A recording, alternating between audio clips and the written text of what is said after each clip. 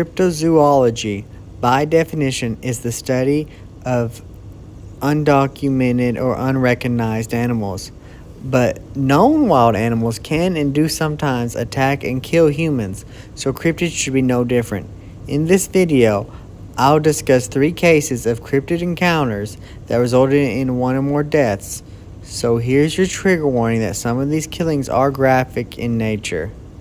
But before I get into the accounts that are well documented, I feel like I should give a dishonorable mention to one popular online urban legend known as the Land Between the Lakes Massacre, where a family of 4 were camping and was slaughtered supposedly by multiple dogmen or sasquatches, or some combination of the two. This chart shows the different variations of the story and where the information comes from. I don't really find the claims of it or the government conspiracy to cover it up, supposedly, as credible, so you don't have to call and ask me why I didn't cover it. Now, on to the good stuff. Case number 1, Bauman's Tale, comes from Teddy Roosevelt in his 1863 book, The Wilderness Hunter. It comes from an old fur trapper named Bauman, about an experience he had decades earlier when he was a young man while on a hunting trip with a friend. In the story, Bauman states that 2 times their camp was destroyed by some unknown creature that left behind large footprints similar to a bear's. However, after following the footprints for close to a mile into a river, Bauman and his friend realizes the creature was walking on 2 legs the whole time.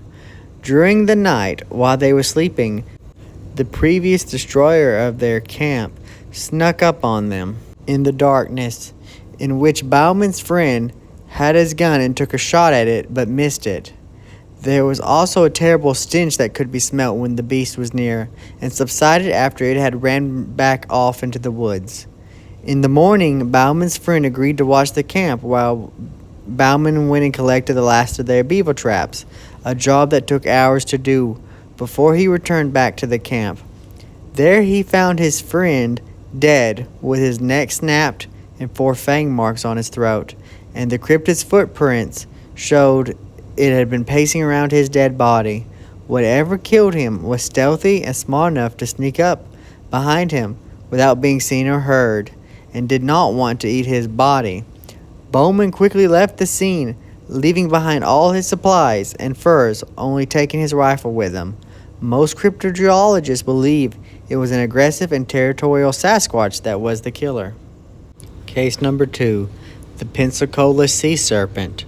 On March 24th, 1962, 5 teenage boys would set sail on their raft to go visit the scuttled remains of the USS Massachusetts off the coast of Pensacola, Florida.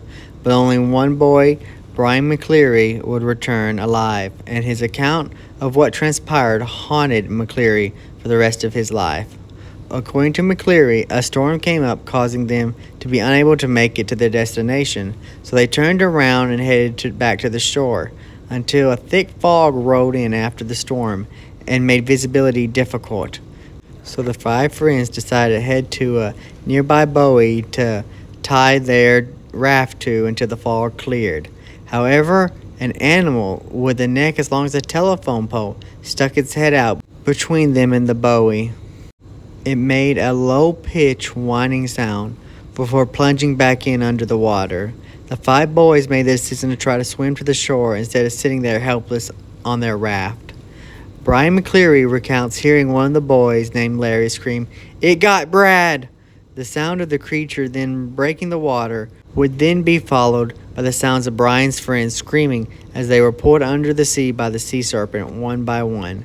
Brian can't remember when he made it to shore, but he was found and taken to a nearby hospital, where he would tell a story to local police that didn't believe him, and he did an interview with Fate magazine in 1965 about his escape from the sea monster.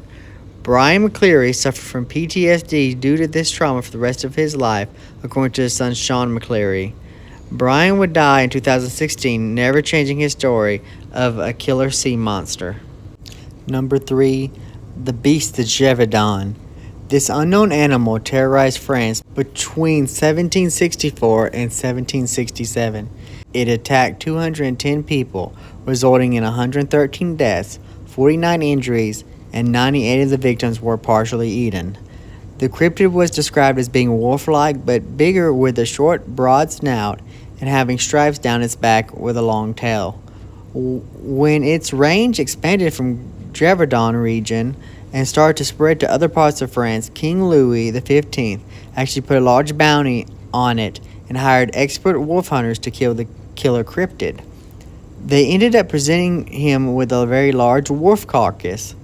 The king rewarded the hunters and declared the beast slain, but the killings continued for another year, until a farmer named Jean Chastel shot it with a blessed silver bullet, creating claims the monster might have been a werewolf or demonic type of entity. The creature was cut open and human remains were found, confirming it was the correct creature this time. Its body was burned by the orders of the king, with no fanfare and no spectacle. So we're left to speculate what exactly it was.